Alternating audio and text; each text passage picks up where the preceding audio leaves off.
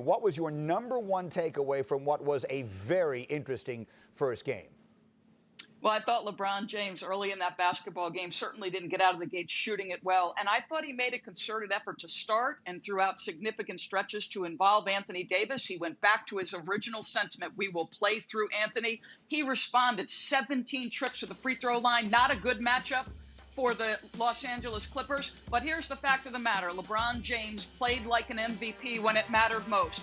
That jump switch you just showed, he's down in a stance, he's physical, he's strong, he contends with the two elite wings from the Clippers, and then makes the game-winning basket. I mean, this guy is an MVP historically. I think he'll finish second in the race, Greeny, much to your dismay, but he was brilliant down the stretch. Yes, that's an argument we'll continue to have at another time. But let me come to my big fella here, Kendrick Perkins, because you talked yesterday on this show, and Stephen A. did, and Charles Barkley did, about how the Lakers are going to go as far as Anthony Davis last night. He gets to the line 17 times. He played big. What did you see from Anthony Davis, Big Perk, and what do you think it means? Well, he was the best player on the floor last night, and it's not even a debate.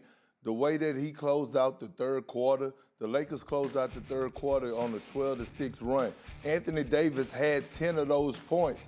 And after that, I think the Clippers was dead bird tall grass because they lost the momentum. When you look at Anthony Davis, he's one of one. He's a generational talent. He cannot be guarded.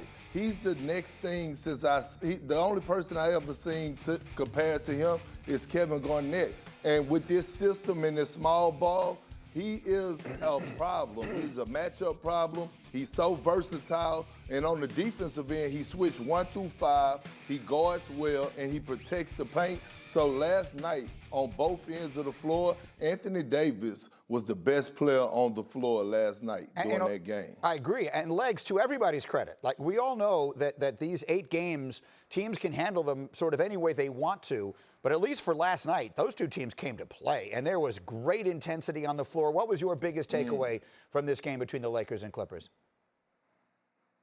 Well, Greeny, was exactly that. I think LeBron James set the tone with how hard he was playing. I mean, you said it. All these teams are going to be in a different situation in terms of how they treat these 8 games.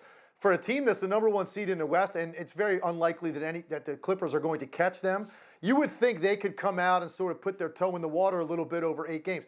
That's not what LeBron James was about last night, and I've said repeatedly since they went down to the bubble, all of these teams, the leadership of your best players is going to determine who ends up standing at the end of this. And I thought LeBron set the tone with his sense of urgency about how important this is to him, with his defensive intensity primarily. You know, there are times as LeBron has gotten deeper into his career, he might take stretches of games where maybe he's not going to exert all that energy defensively on the other team's best perimeter players.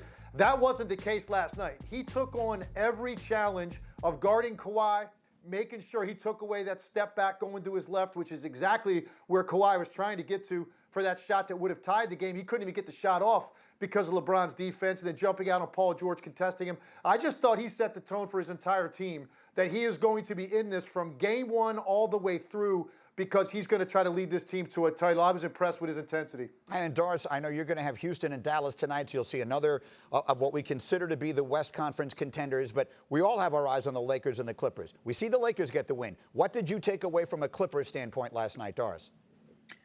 Well, 58 points between Kawhi Leonard and Paul George, and it's very hard to evaluate them without 2 guys who I think will finish in the top 3 and 6 man of the year. No Montrezl Harrell, no Lou Williams. In this circumstance, Greeny, I do believe there are games where you're going to be able to have somebody who can just get you go get you buckets off the bench. So no Lou Williams. You see Patrick Beverley off the bench. Very hard to evaluate them in totality.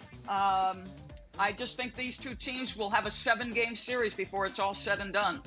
I think that's what everybody wants to see. And instead of, they'll all be playing in the same building, just as they would have been anyway. Instead of playing them all in the Staples Center, they'll play them all in the bubble, and we'll see what happens. Thanks for watching ESPN on YouTube. For live streaming, sports, and premium content, subscribe to ESPN+.